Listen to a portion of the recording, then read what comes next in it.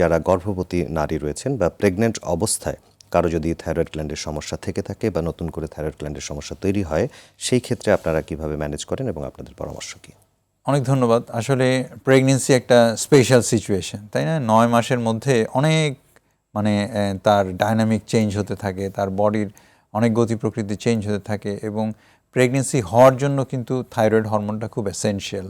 তারপরে অনেক সময় দেখা যায় যে থাইরয়েড অ্যাবনর্মাল থাকা অবস্থায় অনেকের প্রেগনেন্সি হয়ে যায়। তারপর যারা বন্ধ্যাত্ব, তাদের কিন্তু অনেক বড় একটা অংশ কিন্তু থাইরয়েড রোগের কারণে বন্ধ্যাত্ব হচ্ছে। তো অনেকে বন্ধ্যাত্ব রোগে ভুগছেন, কিন্তু হয়তো এটা যদি আইডেন্টিফাই না হয় যে থাইরয়েড রোগের কারণে তার বন্ধ্যাত্ব, তাহলে কিন্তু কোনো চিকিৎসা কোনো কাজে আসবে না।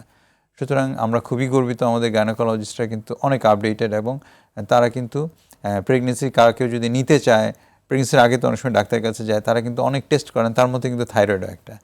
তো যদি কোনো কারণে আগে টেস্ট করা না হয়ে থাকে, প্রেগনেন্ট অবস্থায় গিয়ে যদি ধরা পড়ে, তাহলে কিন্তু চিকিৎসাটা খুবই জরুরি এবং দেখা যায় যে যারা আগে থেকে থাইরয়েড হরমোন পাচ্ছে, প্রেগনেন্সি অবস্থায় তাকে এবং তার শিশুর জন্য আলাদাভাবে কিন্তু আমাদের ডোজ দিতে হয়। প্রেগনেন্সি হওয়ার সাথে সাথে কিন্তু আমরা ডোজ বাড়িয়ে দিই।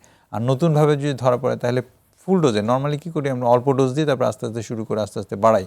কিন্তু প্রেগনেন্সিতে কিন্তু ফুল ডোজে থাইরয়েড শুরু করে দিতে হয়, কারণ বাচ্চার ব্রেনের ডেভেলপমেন্ট এই থাইরয়েড হরমোনের উপরে নির্ভর করছে। বাচ্চার নষ্ট হয়ে যাওয়া, গর্ভপাত হয়ে যাওয়া এবং বাচ্চা বিকলাঙ্গ হওয়া থেকে শুরু করে অনেক কিছুই কিন্তু থাইরয়েড রোগের কারণে হতে পারে।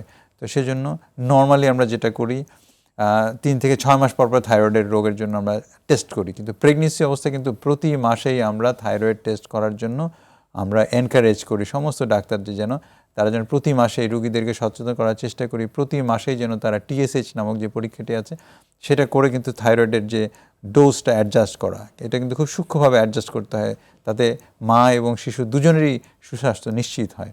তো সেটা যেন করা যায়, সেটা প্রতি মাসে আমরা টেস্ট করে করে ডোজটা একটু অ্যাডজাস্ট করে নিতে বলি, কারণ যত বড় হবে শিশু, তার থাইরয়েডের ডিমান্ড তত বাড়বে, সে বড় হওয়ার জন্য তত বেশি থাইরয়েড অবশ্যই গর্ভাবস্থায় থাইরয়েড গ্ল্যান্ডের টেস্ট করা এবং সেই অনুযায়ী চিকিৎসা দেওয়াটা অত্যন্ত জরুরি, যেটি আপনি বলতে চেয়েছেন।